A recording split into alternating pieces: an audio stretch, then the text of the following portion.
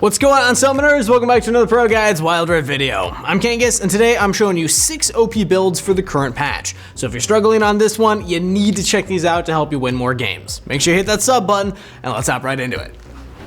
First up on the list, we got one of the newer additions to the Wild Rift. Rengar has been a formidable and feared champion on the League PC version for years now. Players who invested a lot of time into playing that champion found themselves at the very top of the ladder every season. The champion is an AD assassin who strikes fear into every squishy champion's heart. Upon seeing the glowing red eyes above your character, you already know you got bad times ahead.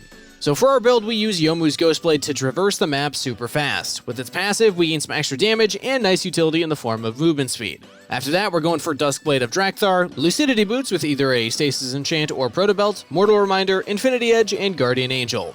As we're auto attack based, we can capitalize on some bonus RNG with the Infinity Edge, as critting once as Rengar absolutely will destroy your enemy.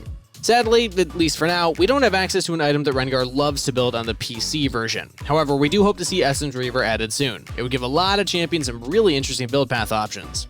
For runes, we take Conqueror, Brutal, Spirit Walker, and Mastermind. With that champion, you can face strike anybody in the River Skirmish for Scuttle Crab. Don't be afraid to play around your abilities. Especially his empowered first ability packs an enormous punch and grants insane value in the form of attack speed. You're not only a burst assassin, but you also have immense DPS thanks to this effect. It's an auto attack reset that grants you increased attack speed, and sequencing your abilities correctly allows you to use it multiple times within a short period. Believe me, that hurts a lot more than you might think. In addition to that, Rengar's other abilities also have bonus effects if they're casted with full ferocity. His second ability removes all CC, and his third ability becomes an actual root that allows you to close the gap and prey on your victim. But here's the key mechanic you should always play around and keep in mind. Rengar has a unique interaction with brushes that allows him to jump his opponents as long as he inputs the attack command from inside of a brush. Therefore, fighting a Rengar close to a lot of brushes is your first and probably last mistake until you leave the fountain again. Being aware of your surroundings is very important as it grants you major advantages in most fights. With emphasis on looking out for brushes, you'll soon feel like it's second nature. After a little practice, of course. And before we get into the next OP build, I want to remind you to check out our community Discord through the link in the description below, because we're currently running a giveaway for 24 skins, and I don't want you to miss out on that opportunity, so check it out if you haven't already. Next up on the list is Rengar's direct competition for the position of Apex Predator. Kha'Zix's strength comes from catching his prey isolated from his teammates. He deals absurd amounts of damage in 1v1 situations, and face-checking him will get you killed no matter what. Compared to his assassin peer in Rengar, Kha'Zix is way more adaptable. His kit features the option to evolve his abilities into better versions of the basic ones. The first ability grants him extra auto attack range at all times and a cooldown refund when he uses it against isolated targets. This evolve massively increases single target damage, camp clears, and your potential to take down objectives. With that in mind, you can look for more duels as you're almost always going to win them.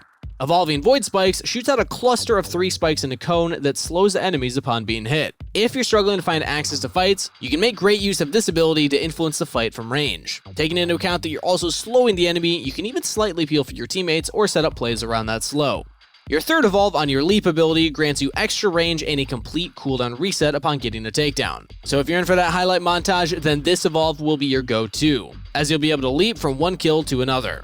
And last but not least, you can even upgrade your ultimate ability. Doing so increases the time that you're in stealth, and you're granted an additional charge of it. This spells for a lot of playmaking potential in close quarter skirmishes. I mean, picture this. You're waiting around a corner and see the enemy team approaching. The increased stealth allows you to run around to the corner and stealth to get onto their backline. There you may find an isolated target that you can quickly one-shot, and then you peace out. Seems pretty easy, right? Well, to make it even easier for your build, we're going to have you go Youmuu's Ghostblade for the additional movement speed, Duskblade Drakthar, Lucidity Boots with a Stasis or Proto Belt Enchant, Mortal Reminder, Death Stance, and Guardian Angel.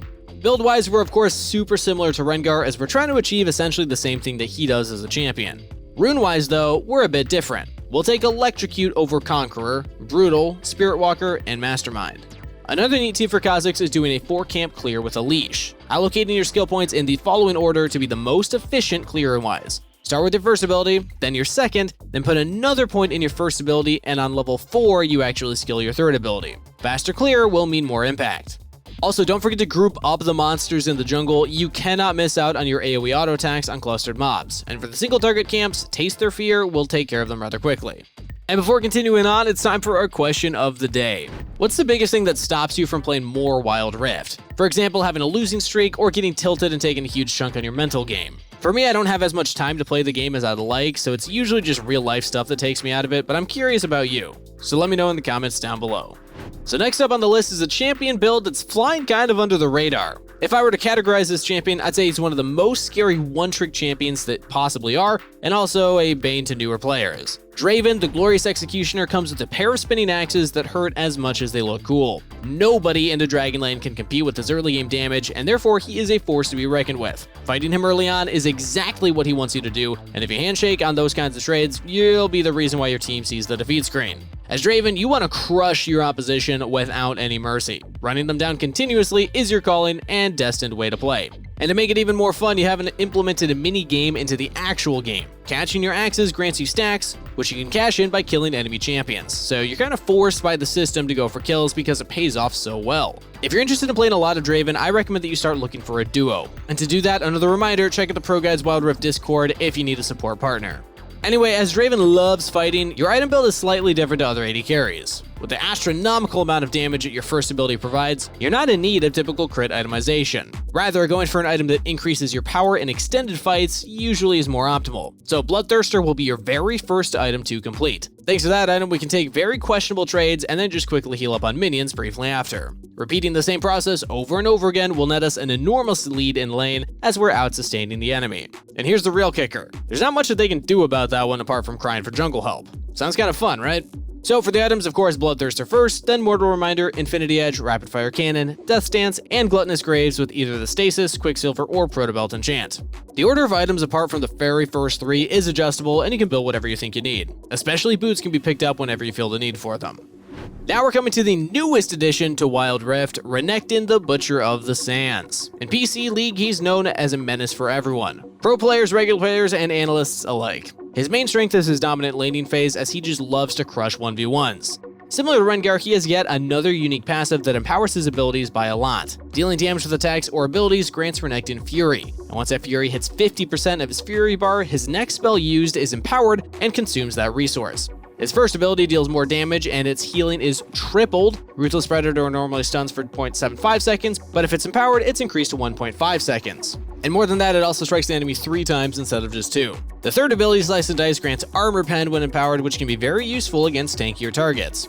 For items, we want Blade of the Ruin King, either Lucidity Boots or Defensive Boots with a Protobelt enchant, Black Cleaver, Mortal Reminder, Death Stance, and Guardian Angel. Depending on the game, you might even ignore the Mortal Reminder and just go for Asterix Gauge instead. But keep in mind, with Blade of the Ruin King, Black Cleaver, Mortal Reminder, and your empowered third ability, your Armor Pen will be out of this world. For runes, you'll want Conqueror, Brutal, Spirit Walk, and Sweet Tooth. Since Renekton is a very snowball-oriented champion, we want to get the strongest laning phase possible, and therefore Spirit Walker, Brutal, and Sweet Tooth are just the best options available. When the laning phase is going well for you, then you'll have no trouble at all in the later stages of the game. One-shotting an AD carry, or even taking care of the normal tankier bruisers is no problem at all, but practicing your combos and how to manage your Fury bar will be the very first task to master. But like with all things, practice is key. And last on our list is Camille. We actually got 2 different ways that you can play this champion, so let's start off with the first one that you're all probably familiar with. Camille in the Baron lane has been a very solid pick for high elo players for quite a while. Her scaling and power to rotate around the map make her a very scary champion, and no AD carry wants to be left alone with her. The damage she can output is just insane once she's scaled. So to give yourself a better laning phase, you want to use Grasp of the Undying, Champion, Hunter Titan, and Sweet Tooth. We take Hunter Titan here because normally we're not going to fight at the very early levels. We'll rotate a lot around the map and look for plays with our hookshot unless we're left alone to split push and scale. If you find yourself in a matchup where you cannot proc Grasp of the Undying, just take Fleet Footwork instead. You can proc that on minions and it really helps to survive lane. For items, we want Trinity Force, Defensive Boots with Teleport Enchant, Asterix Gauge, Death Stance, and Guardian Angel. The last item slot can be filled with whatever item you think you need in the current game state. So that was the Baron lane, but next up we're actually going to take a look at Camille Jungle. The build is very similar, as her very core items will always consist of Trinity Force, Asterix Gauge, Death Stance, and Defensive Boots, but all other item slots could potentially be filled with items that are very situational. But the big difference to the Baron lane build is the choice of runes. For runes on Jungle, we want Fleet Footwork, Gathering Storm, Backbone, and Mastermind. Our ganks are very scary, and your 1v1 skirmish strength isn't as weak as you might think. However, scaling and looking to gank overextended enemies is what your goal should be. To get that done, we can use your second ability to slow them down, walk up to them and get their flash, and then briefly after, use your hookshot to close the gap and make sure that we collect the kill. Learning to play Camille does take some time, but it is absolutely worth it. And with that, we're at the end of today's video. Thanks all so much for watching. Remember to leave a like and sub to the channel so you never miss anything Wild Rift again. We at ProGuides love showing you the best content that we can to make sure that you hit the rank that you desire. So as always, good luck on the Rift, everybody. Stay hydrated, and I'll see you next time.